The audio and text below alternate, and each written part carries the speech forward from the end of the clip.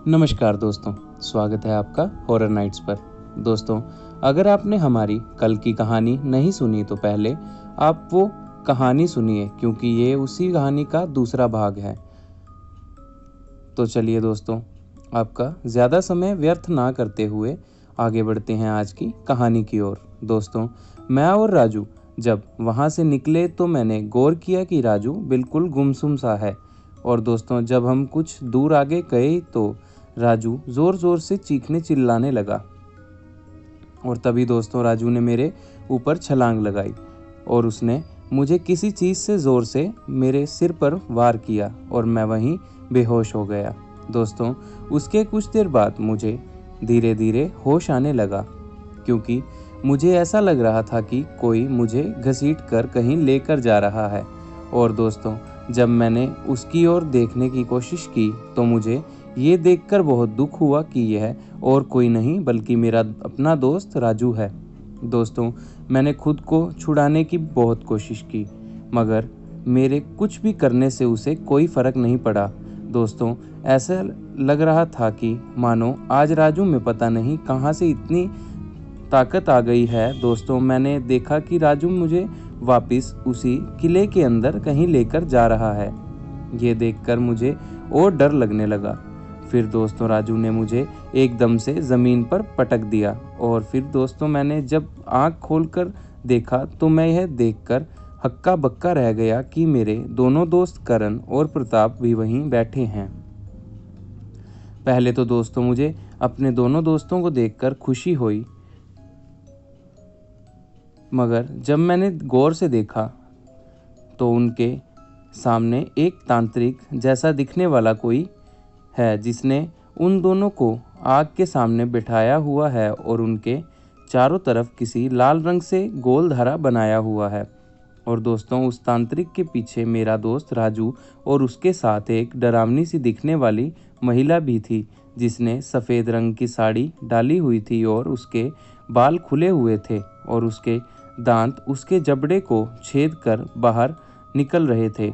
दोस्तों, मैं आपको बयां भी नहीं कर सकता कि वो सब देखकर मैं कितना डर रहा था। फिर दोस्तों, मैंने एक एक करके करण और प्रताप को आवाज़ लगाई, उनको बहुत पुकारा, पर दोस्तों वो दोनों किसी पुतले की भांति वहाँ जमे बैठे थे। और फिर दोस्तों, मैंने जो देखा वो देखकर मुझे अपनी आंखों पर यकीन नहीं हो रहा था। दोस्तों, मैंने देखा कि राजू एकदम से उसका पूरा शरीर बदलने लगा है और वो धीरे धीरे उसी आदमी की तरह दिखने लगा जिसे हम बानगढ़ आने से पहले मिले थे। दोस्तों, मैं आपको बता दूं कि ये वही आदमी था जिसने हमें भानगढ़ जाने को कहा था। दोस्तों, ये देखकर मुझे समझते हुए देर नहीं लगी कि ये सब किया धरा इसी आदमी का है और ये भी इन्हीं सब के साथ मिला हुआ है। दोस्तों, फिर वो आदमी तेजी से मेरी ओर बढ़ा और उसने मुझे एक कागज़ की भांति अपने हाथों पर उठा लिया, मानो जैसे मेरे अंदर कोई वज़न ही ना हो। और फिर दोस्तों, उसने मुझे दीवार पर उठाकर मारा और मेरे पूरे शरीर पर चोटें आई। और दोस्तों, फिर एकदम से मैंने देखा कि मेरे बिल्कुल सामने एक कमरे से बहुत तेज़ रोशनी आई और उस रोशनी में से किसी की झलक दिख रही है। दोस्तों, दिखने से ऐसा लग रहा था कि मानो कोई अप्सरा खड़ी हो वहाँ। दोस्तों, वो जो भी थी उसने पुराने समय में जैसे रानियां कपड़े पहना करती थी वैसे कपड़े डाले हुए थे और बला की सुंदर नज़र आ रही थी। दोस्तों, फिर उसके बाद मैं बेहोश हो गया वहीं पर और अगले दिन जब मुझे होश आया तो मैं उसी महल के बाहर एक पेड़ के नीचे घायल हालत में गिरा हुआ था और कुछ पुलिस वाले मेरे आसपास खड़े थे और मुझ पे पानी मार रहे थे। फिर उन्होंने मुझसे पूछा कि तुम्हारी ये हालत कैसे हुई। तो दोस्तों, उनमें से एक पुलिस वाले ने मुझे पहचान लिया और कहा कि मैंने मना किया था तुम्हें यहाँ रहने से शाम में, तो तुम यहाँ क्यों और क्या कर रहे हो। दोस्तों, वैसे तो मेरी हालत देखकर वो लोग समझ ही गए थे, उनको अंदाज़ा तो हो गया था कि मेरे साथ क्या हुआ है, पर फिर भी मैंने उन सबको अपनी आप बीती बताई। तो दोस्तों उन्होंने मुझसे इस महल के पीछे की कहानी सुनाई। दोस्तों उन्होंने मुझे बताया कि यह महल भी पहले आबाद हुआ करता था। यह उस समय की बात है जब यहाँ पर रानी रत्नावती जी का राज हुआ करता था। ऐसे ही सब कुछ अच्छा चल रहा था, मगर एक दिन भानगढ़ में एक तांत्रिक आया और जब उस तांत्रिक ने रत्नावती को देखा तो वह उनके प्यार में पड़ गया, मगर रत्नावती ने उस तांत्रिक के साथ विवाह करने से इनकार कर दिया, जो उस तांत्रिक को बहुत बुरा लगा। उसके बाद क्या हुआ क्या नहीं ये तो कोई नहीं जानता, बस सबको इतना पता है कि उसके कुछ समय बाद सब कुछ खत्म हो गया और भानगढ़ किला एक खंडर में तब्दील हो गया।